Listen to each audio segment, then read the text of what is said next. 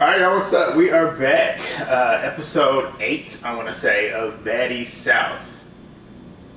This episode, I took a decent amount of notes. It's not really much to really talk about, but I just wrote down a lot of details and a lot of moments throughout the episode I felt like needed to be talked about. But truth be told, this episode was just a filler episode. This is probably the most boring episode we've had all season, but I'm gonna give y'all the review. I'm gonna do what I gotta do. But as always, I gotta thank y'all again so much for what y'all do. Y'all gave me a great birthday present. My birthday was on Friday, 27 years old now.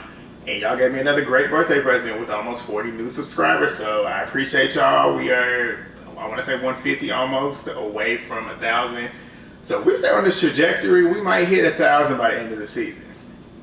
Y'all want to see me do that this season, please keep sharing the video, keep thumbs up in the video, because they keep recommending my videos. I'm seeing that now, which is bringing more traction my way, which is helping me out because I'm trying to get that bag. Like I told y'all, get the bag. I can actually describe what I mean by get that bag, unlike Natalie, who says it every single week. But I'm here talking about the shows for y'all. I appreciate y'all for rocking with me. And yeah, thumbs up the video, subscribe, drop comments. You know the drill. And let's go ahead and get into it.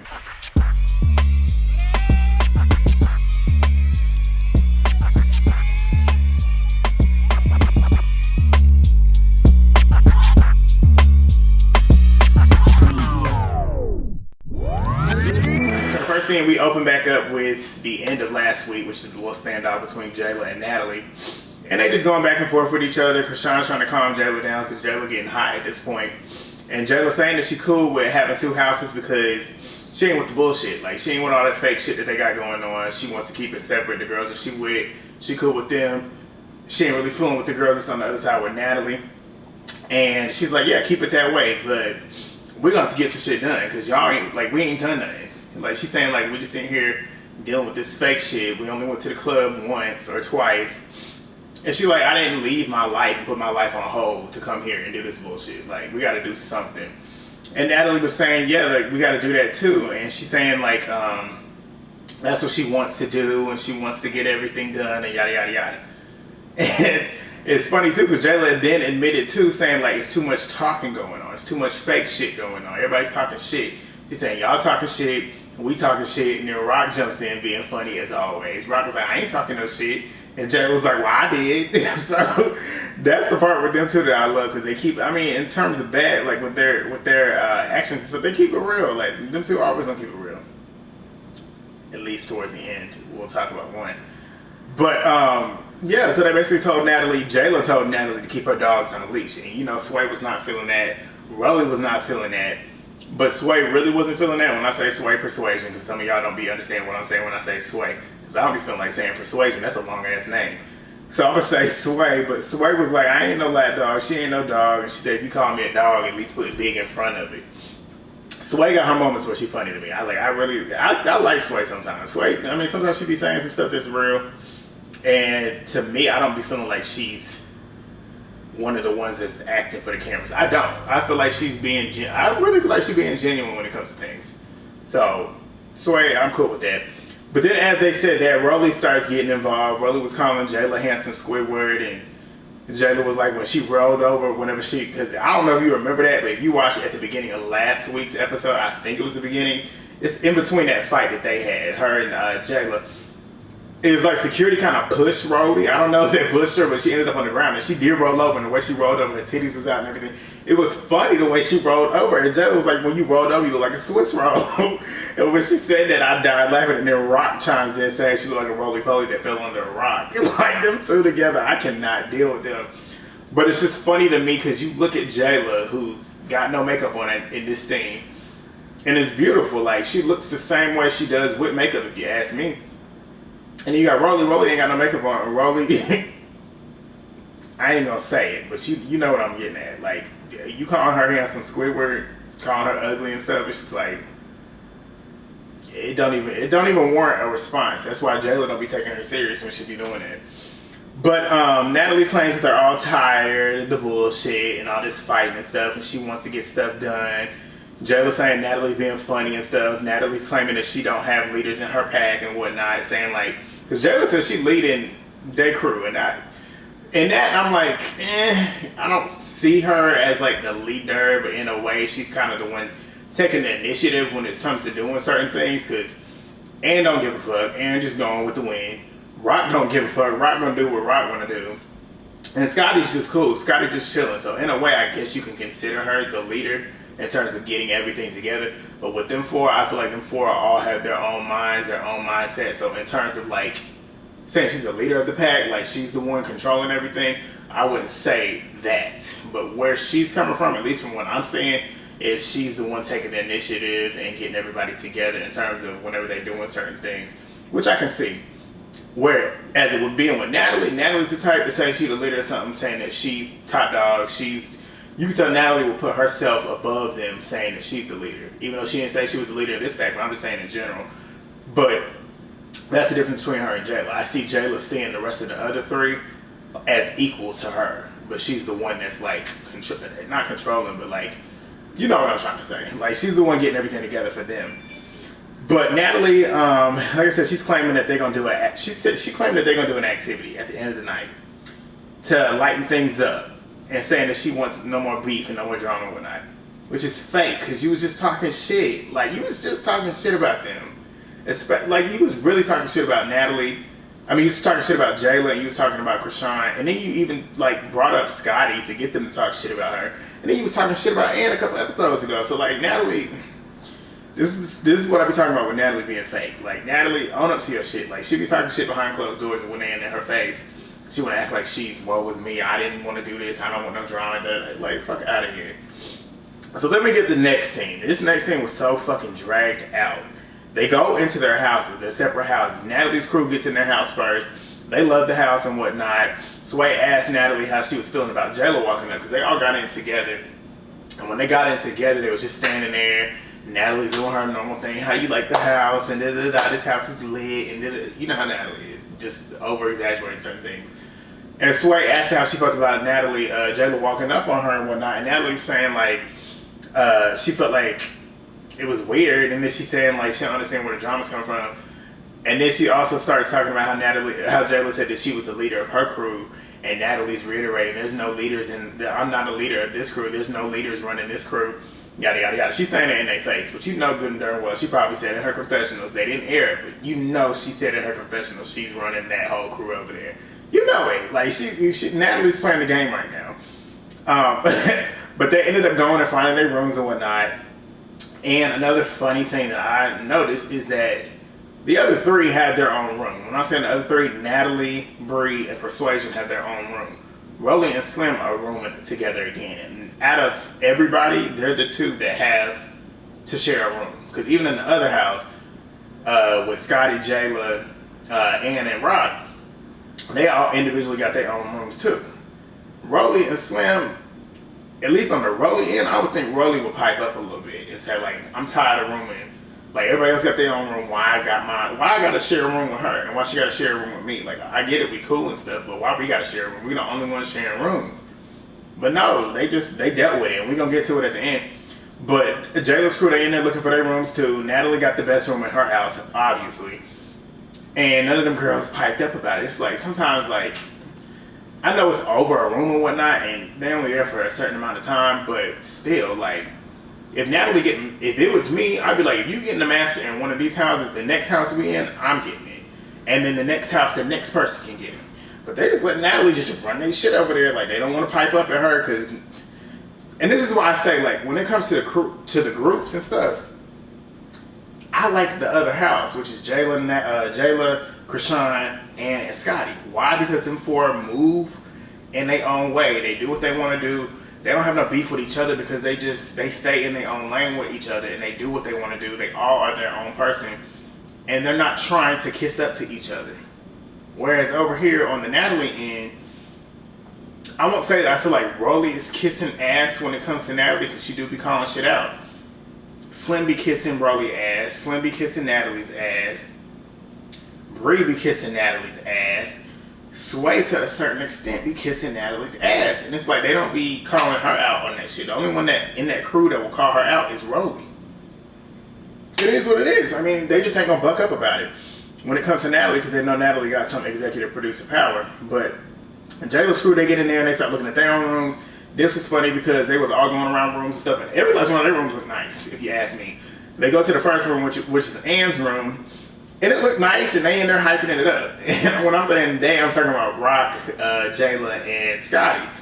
And people head up in there and start running to the other one because she notices that room is nice, but it's small. It's not like the biggest one. So Ann want the master, so she started looking for the master. She found the master, shut the door. I guess it was locked because Jela and Krishan was trying to get in. Ann opens the room, Rock runs in. They just having fun over there. Like, they laughing and whatnot, and you can tell it's genuine over there. So they ended up looking at the rooms and whatnot. Bree ended up going to her room. Her room was the worst room out of the entire, well, I ain't gonna say the entire, because Rolly and Slim, they got bunk beds again, and their bunk beds are smaller. Slim looked A-okay with it, like, she's okay with that room. Rolly was like, it's too small, like, I'm gonna have to roll to get out without hitting my head, yada, yada, yada. Like, it's just, whatever. But Bree's room was the worst one because she didn't have no windows. Like, I can't do that. I'm very claustrophobic. I always said if I ended up going to jail and they put me in a room with padded walls and like solitary confinement with no windows, I would die. Like, that shit right there, I could not do. But Natalie had the best room, like I said, and then Bree goes up there with Natalie and they sitting in there looking at the room and whatnot. She had this nice ass shower. She got a balcony at hers, and her room was the nicest one. But Bree and Natalie, they sitting down, and Natalie's saying that they're gonna do some activity and whatnot, and Bree asked, like, what activity are we gonna be doing? And Natalie said, I don't know, we're just gonna figure it out. Natalie keeps trying to make it seem like she got everything together. You don't have it together. Like, you're the executive producer, but you don't have shit together. And it's just like, that's the point. Like, if you're gonna do these shows, at least have shit planned before you get to it. Like, if you know you're going to certain cities, have certain shit planned to do. Like, she just going on the fly. And that's basically what it is. But Natalie claims that Bree's gonna be sleeping in her room with her because Bree's room don't have no windows in it. And she said they're gonna use her room as a closet or whatnot. So then Jayla's crew, they ended up going upstairs because they have a hot tub upstairs. So they get up there. Krishan's happy as hell. She jumps in the jacuzzi with her clothes and shoes on. I'm like, you crazy. Like, you wild getting in there with her shoes. But Krishan was having fun. She was acting like a kid.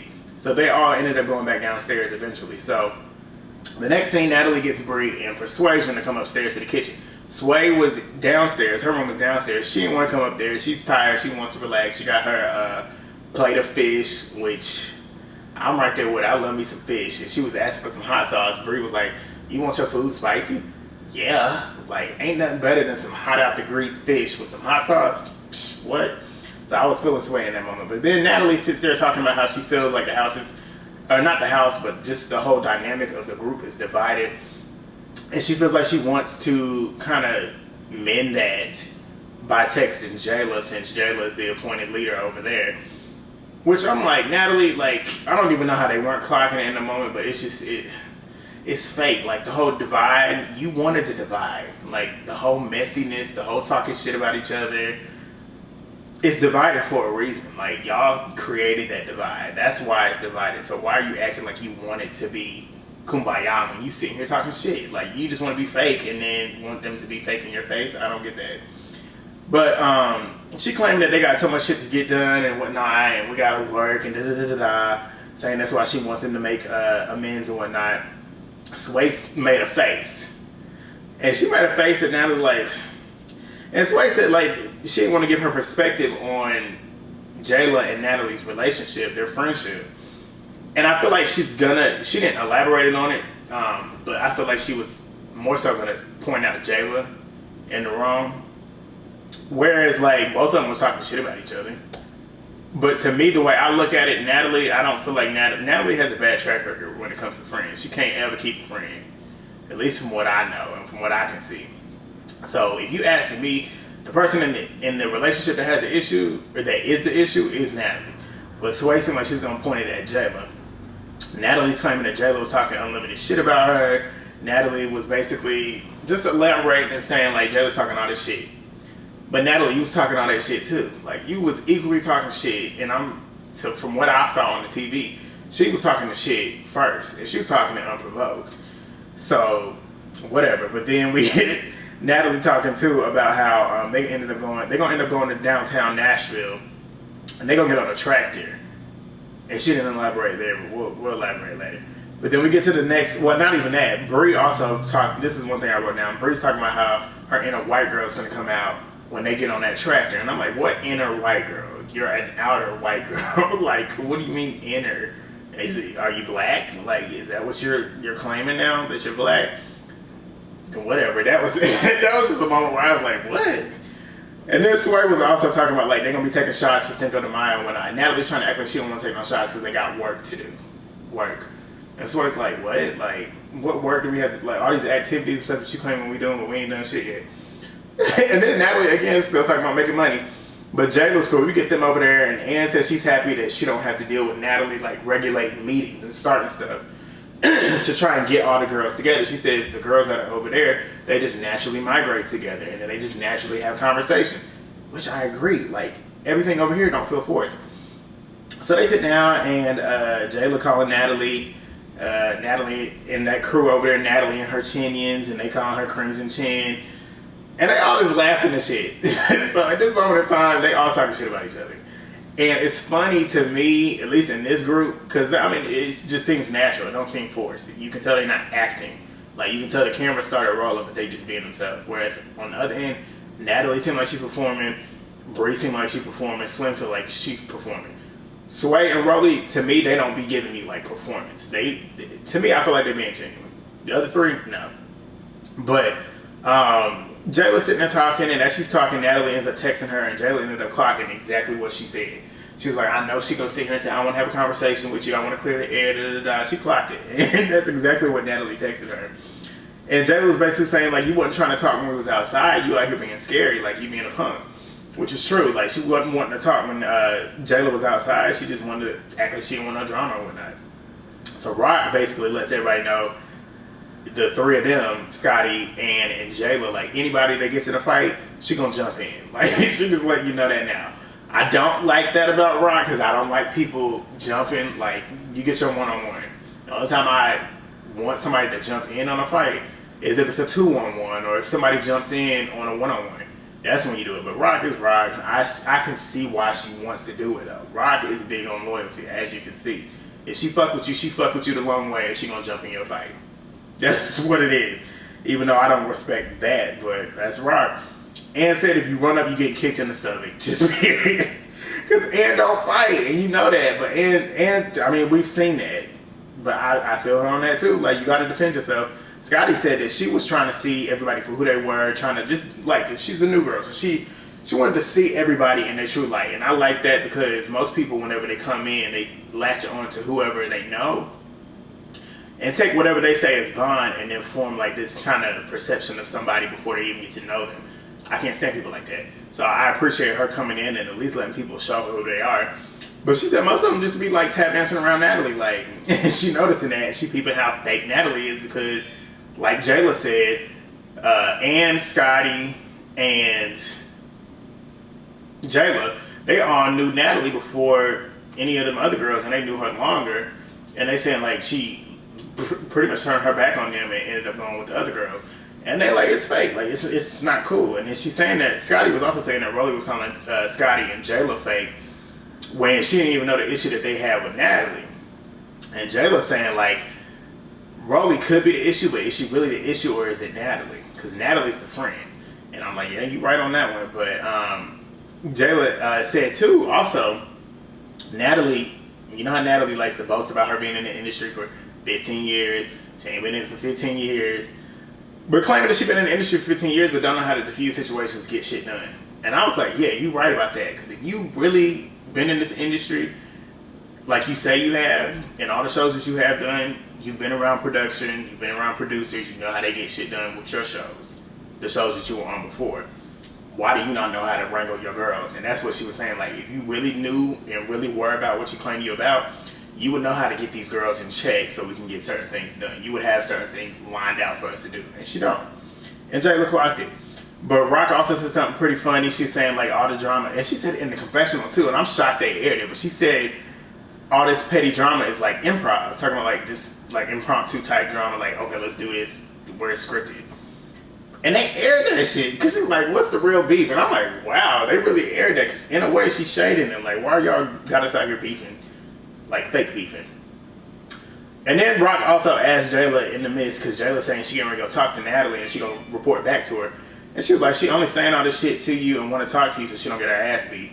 And Jela was like, okay. And then Jela said she gonna go see what happens and let them know what happens. Rock said she don't give a shit. You ain't gonna let me know what happens. Rock don't care. But then the next scene we get is Jela and Natalie talking. Natalie wants to have a conversation. Jela wants to hear Natalie out and see if she will acknowledge any of her shit when she know damn well she ain't. Natalie claims there's a lot of shit talking going on from the girls. She's disappointed about all the shit that she's heard Jela has been saying about her. Jela said, how do you think she feels when it comes to certain shit like this? A lot of people talking shit about her for being friends with Natalie. And she's saying like the people online and whatnot. And we all know that. We've seen that. Because, like I said, Natalie got a bad track record when it comes to people and being friends with certain people because she can't keep them. And Jela was saying like she always stuck up for Natalie. She said she never let people talk shit about her in front of her without her saying anything. And Natalie's basically mad because the blogs are posting that Jela had unfollowed her. And it's just like, how old are you? Like, you mad about unfollows and all this stupid shit? Like, if you really had an issue about it, come to her face and ask her. But she was talking shit, so obviously she gonna do that. Like, most people do that. Anybody would unfollow somebody, but you get mad about it knowing that she was talking shit about her. What the fuck you expect? And Jela was basically saying, like, Rolly's the issue, saying that all these girls is gashing you up, putting shit in your head. And it's like, yeah, if y'all really as close as you are, if somebody says some shit about you, if you bother by it, at least go ask them. Don't sit around talking shit about each other. And in a way, that's kind of what I want to say. That's kind of how both of them were, but I don't really know for sure. At least I'm thinking Jela kind of pressed the issue last week, but didn't press it as hard. But Natalie been acting like it's just shit was sweet, but she mutters under her breath as she walks away from certain scenes instead of asking Jela and confronting her about it. But yeah, she said Rolly's the issue and whatnot, and Jela said like how they were friends prior to the show, and now she's switching up on them, talking about her and in Scotty. Jela said that she when she called her fake, that's where it came from. Jela owned up to calling her fake. Natalie ain't owned up to shit in this whole scene. But they ended up kind of coming to like some type of resolution, and use that word very lightly because it wasn't much resolved. You can tell it was just like whatever about it. And they started being friendly, hugging each other, joking with each other, saying they love each other. And I'm like, okay, Jela, why are you doing this fake shit with Natalie? Because they both was being fake in the moment. I'm like, okay, this is interesting. But that was all from that scene, and then we get the last scene, and the last scene they're going on the tractor ride and whatnot. They all get on the Sprinter. Natalie's cruising the front, Jayla's cruising the back. They all get on the Sprinter, and they ain't say shit to each other the entire ride. They get off the ride, they get on the tractor, and they basically sitting out there gassing and saying Nashville was lit and whatnot. From what I saw, not much was lit. Like, I saw a bunch of white folks just sitting around, just waiting to get in clubs and whatnot. It didn't look too lit to me like they was claiming it was. But they get on the tractor ride, they still divided. Natalie wants them to mingle and shit. And it's like, how do you want them to mingle when there's still beef? Like, you just had 4 girls fighting. And the 4 girls have not really conversed with each other, or at least tried to come to some type of resolution. And then you sitting here talking shit about everybody. So how do you expect people to want to act like everything's cool? Because not everybody's fake like you, Natalie. But that's what they're doing. They dancing and whatnot. They start dancing on the tractors and whatnot. Everybody's looking at each other, trying to have a good time. Krishan's in the middle twerking and whatnot, having her fun time. Because Krishan don't give a fuck. She's just in her own world. Rolly's sensing the energy being fake and whatnot. Which I sensed it too. Like, Rolly was on to that. Like, it was definitely some fake energy in the air. But Natalie ends up going up to Jela and starts dancing on her. And that's what prompted Rolly to say that. But that was pretty much it. I tried to keep it lively for y'all. I tried to up the ante, but that was it. Pretty weak episode. Zeus, she could have done better. That was a lack of content episode. Next week, we got them pretty much playing dirty games on the bus, or on the tractor. And then the next day, they have like a recap of what was going on. Anne was talking about how Persuasion was giving her looks and shit. And she said she was this close to saying some shit. So we'll see if something pops with them two, and then we get them going to the club. Rock seems to stay back, because I guess this is before the feds got hot on her ass. So she decided to stay back and not go out, because she's trying to avoid being out in public. But the rest of the girls get out to the club, and this is when Sydney Star shows up. So we'll see what type of mess she brings. But that is it, y'all. I don't really have much else to say. Drop your comments if you had anything to say. But, because I mean, really not much to talk about. But let me know what y'all think about the episode. That was really it. But yeah, I'm going to enjoy the rest of my birthday weekend. I got to go to work tomorrow. Fuck. But yeah, drop the comments, follow me, subscribe. Do the whole thing. You know what to do. Like, comment, subscribe, share. And let's run this thing up. Hopefully we got a better episode next week. And I'll see y'all next week. Peace.